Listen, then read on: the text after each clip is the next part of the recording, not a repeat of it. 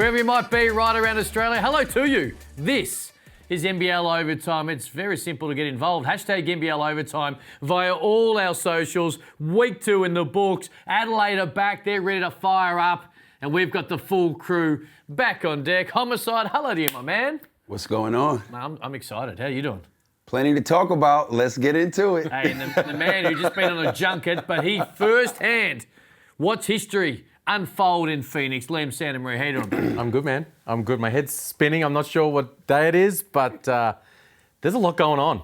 I'm playing catch-up, but there's a lot going on. So hang on. So you're going to blame jet lag on something poor you're going to say over the next show? Let's talk about Adelaide beating the Phoenix. So did we do that? Have we done that? We've done that once or twice. Okay. But hey, it was cool to be there, right? Very cool. All right. Now, did you have anything to do with the partying that may have happened, hence why the OKC game didn't go similar? Because I've been told you were like, boys, strap in, let's roll this bad boy home. Any truth? I tried to fire them all up. There was a bit of a get-together in the lobby in celebration. I came in, locked and loaded, but they just wanted to keep the lid on things. So just so we're aware, so the Adelaide 36ers kept it professional, and Liam Santamaria most certainly did not. And that's why you're such a huge part of NBL Overtime. Let's fire it up, though. Week 2, the Perth Wildcats. Let's start with them. So much made of the streak that, unfortunately, for the Red Army, ended last year. They got a new coach. They got the same old Bryce Cotton. In fact, he may well be better. Either way, they've started undefeated. And this is a team that is hell-bent on making sure what happened last year doesn't happen again, but are also hell-bent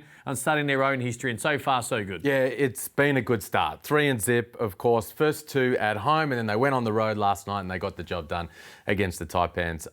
Bryce is doing Bryce things. Blew up in that first game against Brisbane, and then the second quarter against Cairns, he just went berserk, and he has those periods of time. But I like the spread.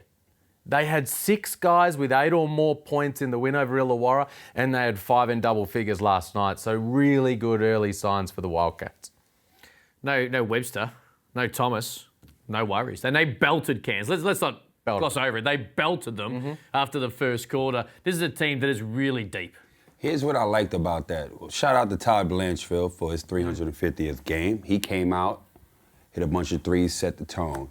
The biggest key for me with this team is young Brady Manick, getting him going. And the last 2 games, his productivity offensively has lifted. And he's going to be a huge key because we all know Bryce Cotton gets a whole lot of attention. And the success with this team, they've always had a quality 4 or 5 men, stretch 4 or 5 who could shoot the 3. So when Cotton comes off and they double or whatever they want to do with him to get the ball out of his hands, when he kicks it to the top on the wing, that big man usually hits those threes. This kid, this young man is going to be a very, very big focal point of this offense. Once he starts knocking down that 3 ball, they are going to be a problem. So. We spoke in the preseason, right? So Mitch Norton had his injury concerns, and hasn't always been able to consistently be on the court, right? So it's early days, easing his way in. Luke Travers has to go to that next level, and the early indications coming off the Summer League and the confidence that grows out of that, he looks like he is. John Rillie feels the offense is a little more Trevor Gleeson compared to Scott Morrison, which frees it up. And it's hard to believe I'm going to say this, but he should never be underrated. But I think Bryce Cotton's passing ability at times has been underrated. I think it's going to come even more to the fore with the way that the team is spread and the talent that he has around him. Corey Webster, early into it, of course, didn't play last night. Thomas, likewise, getting acclimatised into the league. Manick, likewise. They're good. They are really, really good. And they're deep. So that's when Bryce's passing comes into play, right? You throw bodies at him and throw numbers. He gets it out of his hands earlier. It lands in Webster's hands. It lands in Manick's hands. It lands in Travis' hands, who's shooting the ball with confidence and can attack. And you talk about the point guard spot with Mitch Norton. You look at that in the depth chart and you go, it goes from Mitch Norton straight to Kyle Zunic, and you think, oh, geez, maybe there's an issue with depth there. But Travis can handle it. They can play Corey Webster and Bryce Cotton together in that backcourt. Now, you hope Tashawn Thomas is okay and comes back quickly, and all the best. You know, hope everything's okay with Corey Webster and he's back in the lineup quickly. But, man, great start. They're rolling. They're going to be right in it. So is Sydney. 3-0. They, of course, they got the job done in opening weekend in a tough one on the road. They were able to get it done in a really entertaining game against Brisbane. And then they just, as much as Perth belted Cairns, times it by 10.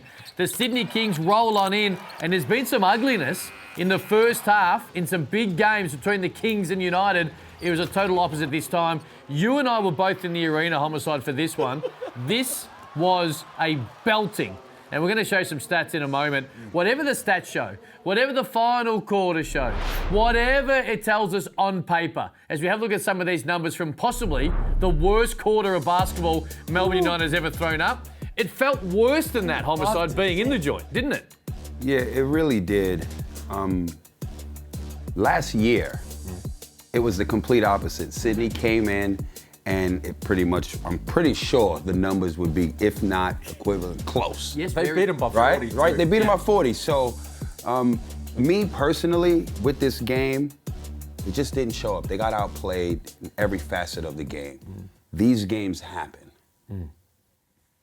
Imports. It's round 2. They're 1-1.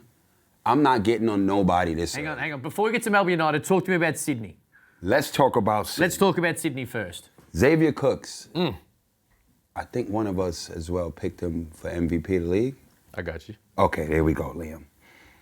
23-8 he's averaged over the first 3 games. That for sure, I don't think we'll find a dunk to top that this year. This year. What he did, it was an old school dunk. Look how he pulled down the rim. That was so disrespectful. Like, I just stood up and was just dumbfounded. Like, look how he extended and put that thing back. He cocked it. This is some old school Moses Malone type of dunk. Old school, he pulled the rim down. He did. This was so disrespectful. Oh my God, poor Isaac Humphries, but that's just the level this guy's playing on. That's what the frequency and his energy he's playing on. You gotta match that. Hey, And they couldn't. They just got outplayed. I mean, it wasn't even a game. This game was over at halftime. It was over at half. It was over before halftime, halfway through that second quarter, part of that 25-zip run. You were the only person in the joint out of your seat. The rest of the 8,000 sunk away. I've never heard a stadium, seriously, with so many people in it, so quiet. Xavier Cooks then went hit a couple of threes on the back of it just to rub it in. Like, hey, man, you know what? I'm just above the rim. I'm just going to break your heart from long range as well. He's in fine form. He's not only he's above the rim, he's above the league. Yeah. No doubt. Agreed. Right now. I mean, he's playing. You talk about the confidence. He attacked that rim like Vince Carter at the 2000 Olympics in Olympics. Sydney. As in, I don't care who's in under front of there. me. I don't care how big he is because I'm throwing this down. Yeah. And then you say, like you say, he's 5 of 9 from 3 on the season so far. I mean, he's struggling from the free throw line. He's got the yips there. But if he shoots from 3 anywhere near this, in combination with how dominant he is the rest of the way, then he will be MVP of the league, and they're going to take a hell of a lot of... All right, let's get to a real question, all right? Is that dunk better than this? Same arena, same opponent. Melbourne United, of course, Mitch Creek. Leaford just hands it over and he goes, bang! Is Xavier Cooks on the side? Is that a better dunk than that one? Nah. Yeah, it is. That was welcome to the NBL, Matthew Dellavedova. All right, so So that's bigger than Welcome Xavier back, Cooks. Isaac bigger. Humphries. Now listen, that was epic. I love that was dunk. epic. I love that dunk. shout out to Xavier Cooks, Xavier man. Cooks was bigger. Dude, that was crazy. I'm going to say... And that's another rivalry, He's a too. 7-foot shot was blocker. crazy. That's why it wins, right? That's why, because he's 7-footer and he went up and that's what he does. He's meant to protect the rim. And Xavier Cooks said no. But do we have space, Cam? We do have space, Cam. Now, Oh of my course- goodness, you got more? Here we go. Now, this is obviously one of the greatest dunks. Nothing tops that. Nothing tops that. Body 2 of them, 1 fell. Nothing is topping that. Now, you know why I have Oh this? my goodness. You know why that's my favourite? Because I said, Because your name. Homicide was in the commentary booth and said, that's a big dunk by Cam Luke. So I've got that at number 1. You're always thinking of me and I appreciate it. It's not far off. No, I know. It's I not know. far off. It's kind of indicative of where this league is, right? We're seeing this type of stuff happen on the regular now. I know Oliver, then it was Creek, now it's Xavier Cooks, and we sit here and go, we don't see this all the time, and all of a sudden, bang, there's another one that pops up, and we're having this conversation. The clubs are having these conversations. The players, the social media, hashtag NBL Overtime, are having the conversations, and it's a great conversation to have because you can make an absolute point for all 3 of those dunks to be dunk of the decade, and it's exciting for the league. Let's get to Melbourne United because Sydney were incredible, but Melbourne United were putrid, and it's hard to disagree that. Liam, you were just back in the country. I know you got jet lag and all the rest of it. Talk to me how you see this Melbourne United team, because you and I are both big on them, right? You lost a little after Hook Porty got hurt. A lot? I didn't have. They're not. This is not a you top dropped 4 them team. out from championship out. Okay. Look, this is not a top 4 team as currently changes? constructed. They have to make changes. Who? Well, Jordan Caroline, 10 and 10. That's a nice double-double. And I really think he was a good fit for what they brought him in to do and be. But the roster is different now with no Hook Porty. And I think that they need a little bit more of a difference. Hook Porty was going to be a difference maker in this season. I said he was going to be a breakout player this season and was going to have a massive impact. They don't have an impact guy in the front court right now. No Jack White, no Joe Luala-Chul. I'm interested to keep an eye on Joe Luala-Chul in China as well. I imagine that they are in constant communication with him saying, are you happy? Are you enjoying yourself over there? Just got out of quarantine recently, just getting started over there. That's an interesting thing to keep an eye on. But this team as currently constructed, no overreaction to Sunday, because I said this 2 weeks ago, that's not a top 4 team. And I think that's been the conversation, right? You said only 3 or 4 minutes ago, you don't want to overreact, you don't want to move someone on. But this Melbourne United team need to make sure that they're able to conjure up wins until we get a little deeper into this thing, right? If you're not gonna make a change, they've got to get hooping real fast. And they go to the jungle on Friday night. So good luck heading over to the Red Army and trying to turn that around. A couple things. One, there's no conversation Melbourne United could have with JLA talking about is he happy. There's a serious bag he's getting in China. So happy or not, I'm getting this bag. Season to end quick, maybe I'll come back depending on what's going on there. Here's why I'm not going to overreact with what happened. One, a year ago, we saw this same thing. It was just reverse, right? It's way too early. It's round 2. They're 1-1. It's way too early to say anything like that. Let's see what they do this round. Then, because as an import, I get it. As an import, I get it. I agree. Sometimes it takes a little while to click. Sometimes you need to get your ass busted to know this ain't a cupcake league. Give you another round. Then I'll tell you what I really think. So that's what I'm going to do. I'm going to give you this weekend. Then next time on overtime, I'm either going to be calm or I'm coming to light it up. That's where we at. I think it's a very good point that you make about how early it is. The grand finalists last season were 2-6 and 3-6. You can look back on previous years, right? 2019, the Perth Wildcats won that title. They had a period where they were 1 win of 8 games. Yep. Perth were last at Christmas in 2017 when Bryce Cotton came and they won that title. Year after year, things happen in the opening rounds. Melbourne, when they won in 2018, they got whacked by 30. They got whacked. I went crazy. They lost to Cairns, who were horrible, by 20 plus around that period of time. So you can overreact, but I don't feel like I am overreacting to that game. Like I said 2 weeks ago, this team, because of the Hook Porty injury, I don't think they've got enough. I agree. I'm not against what you're saying. I don't even think with Hook Porty healthy, they'd be top 4. Well, then they've got to try and maybe change One the player construction can't of make this. that much of a difference. No, it can't, but it One does change the second-year way player. of which you perceive Jordan No way. Caroline. I think Tucker's your guy who might be in some trouble. To be fair, because I think Caroline was brought in to be that hard working, grunt guy around Hook Porty and around Isaac Humphries and take some of that pressure off. You don't have Hook Porty, all of a sudden you're expecting more from Caroline, okay? Tucker came in and said, hey, I'm the best first-year import this league's got, right? So far, he plays a similar role to Chris Golding. Neither have been able to couldn't get going on the weekend. And if you are to make a change, it is to bring a centre in, right? Which I think allows the skill set of Caroline to shine a little bit more than maybe Tucker. They can't score. Shea Ili coming in makes them better again, and hopefully that's sooner rather than later. You've got to get down and guard the ball at some point. It was Brown in the opening weekend. Last weekend, they had trouble stopping anyone.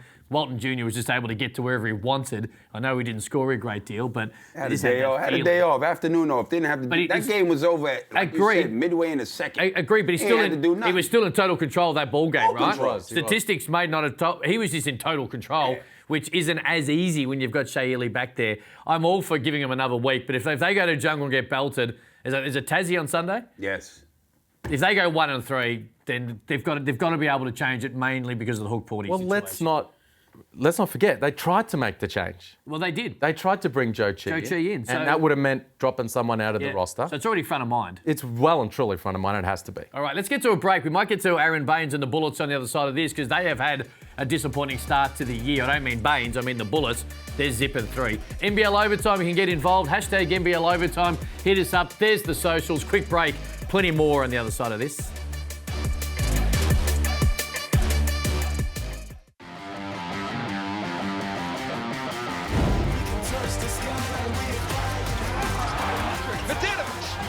Puts it up, does it drop? It gets the roll! And that will be all she wrote for the Breakers and the Jack Jumpers. They're on their feet at Spark Arena. It has been a long time coming. It has been a long time coming. You heard it there in the commentary. The Breakers back in New Zealand and back with the dub. They were great in week 1, of course, when they took Melbourne United to overtime and they get back in front of their home fans. And we're not even really going to break the Breakers down too much. And boys, I think I speak for everyone, as we have done a lot on this show and right across the NBL community and the sporting community. How cool is it to see them back in front of their adoring home fans? It was way too long, way too long. And I just love the atmosphere there in Spark Arena. The Breaker fans go nuts. I love Andrew Mulligan and Casey Frank and the whole Kiwi flavour.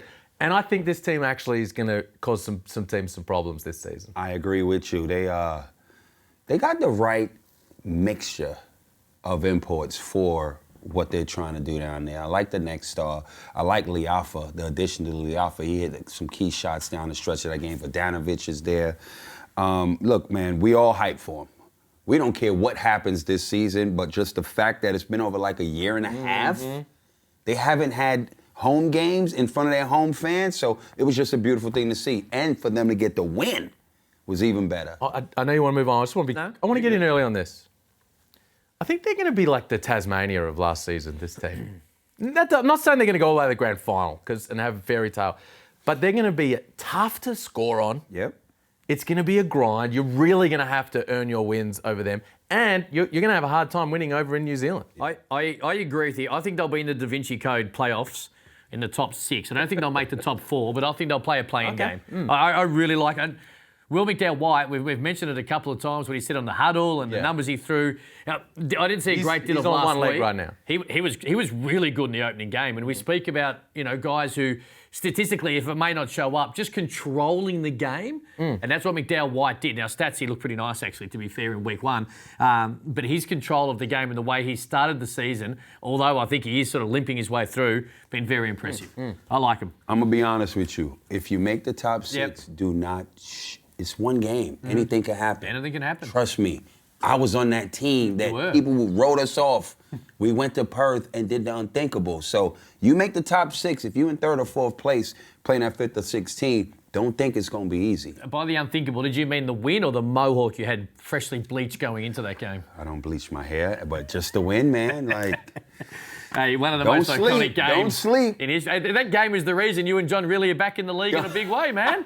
You here and JR doing his thing in Perth. Hey, Brisbane, how concerned are we? Not majorly. Okay. 0-3, you don't want to be in that sort You don't. of position. All on the road. And Tough. that's why in advance of the season, I put out the rankings of what kind of schedule you have. They've got a tough schedule. Tough. And tough teams in Perth, in Sydney, in Tasmania. Agreed. All tough. Yeah. Problem is they go home, finally, play Sydney. Oh. Play Xavier Cooks and Derek Walton Jr. So Does your zipper, you're not worried about them? I'm not worried about that. Yeah. Plus, you got to remember, Sobey missed training camp. Yeah. They haven't had an opportunity to all work well and gel together. He's not in tip-top shape yet. So, again, early days. Once they get in sync, they will be tough. Yeah, I agree, but you're right. They dig themselves a hole and the schedule doesn't help. yeah. Aaron Baines on the bench in crunch time late, were you either surprised? I didn't love it. to be honest. I think James Duncan got out-coached in this game. The whole second half and overtime was played on Scott Roth and Tasmania's terms. They're big. Baines, Froling, Gack. When they're big and they're overpowering you around the rim and they're moving the ball around the perimeter, that Brisbane team's going to be tough. But he played those guys off the floor because he went small, he had shooters, and James Duncan said, well, I can't, I got to be able to guard Rashad Kelly on the perimeter, Jack McVeigh on the perimeter, picking and popping.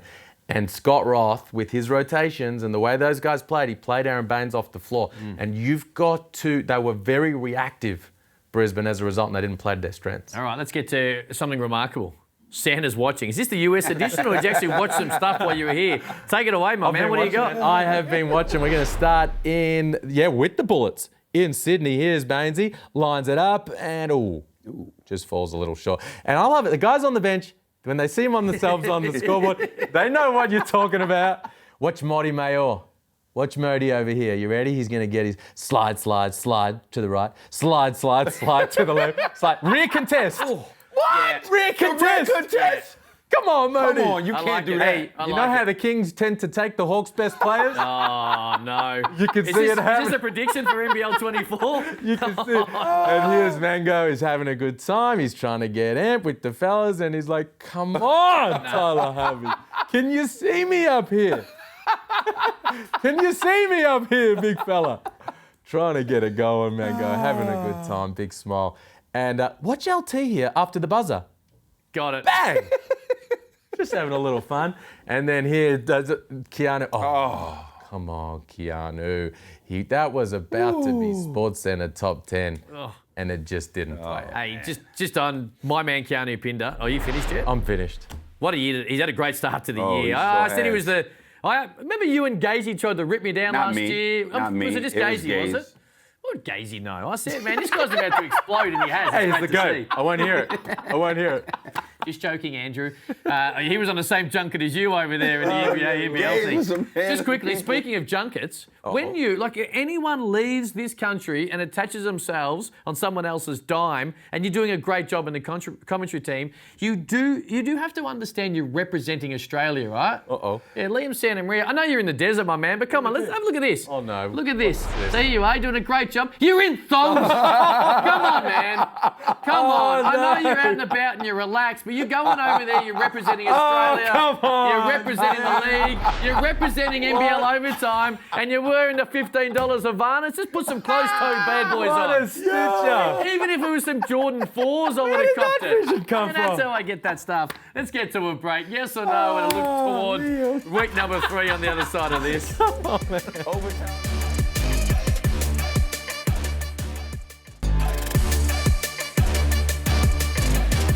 Wherever you might be, get involved. Hashtag NBL Overtime via all our socials. Liam Santa Maria, Corey Homicide Williams, Cam Luke, and the Adelaide 36ers fire up the week 3. They're back. What game are you most looking forward to? I'm looking forward to Adelaide. Yep. Just want to see whether they're running in mud or they come back firing like they did against Phoenix. What do you got? Listen, 0-3 is not the start you want, but you do not want to go 0-4. Brisbane versus Sydney in Sydney. You don't want to go 0-4. In Brisbane. In Brisbane, sorry. You do not want to go 0-4. Who is guarding Cooks? Derek Walton Jr.? That matchup is going to be good, too, against Johnson. Hey, Melbourne United have always had an incredible resilience about them. Bad performance, they come back. They've got to go over to Perth, though, and be able to deal with it. The second game on Friday night. I can't wait for that one, the Wildcats and Melbourne United. All right, yes or no, you ready? Ready. Hey, just quickly, Xavier Cooks. Yes. Doing everything on the huddle this week. Yes. Looking forward to that. Hey, I'll start with you. Would it be bad if no Melbourne team didn't make the top 4 this year? I don't have them in the top 4, and it won't be bad. Either team. If there was a Final 4, didn't have United or Phoenix, is it Won't bad be for the bad. league? Bad what? Won't be bad. Why would it be Good. bad? I don't know, just asking. Is Travis the 6th man of the year? Yes. Are the NBL refs copying unwarranted heat? I didn't even hear anything about it. Okay, so that's a no, is it? So no. Is Xavier Cooks a certainty for the next Boomers team? Yes. Does the unsportsmanlike foul need to be tweaked to fit into the NBL?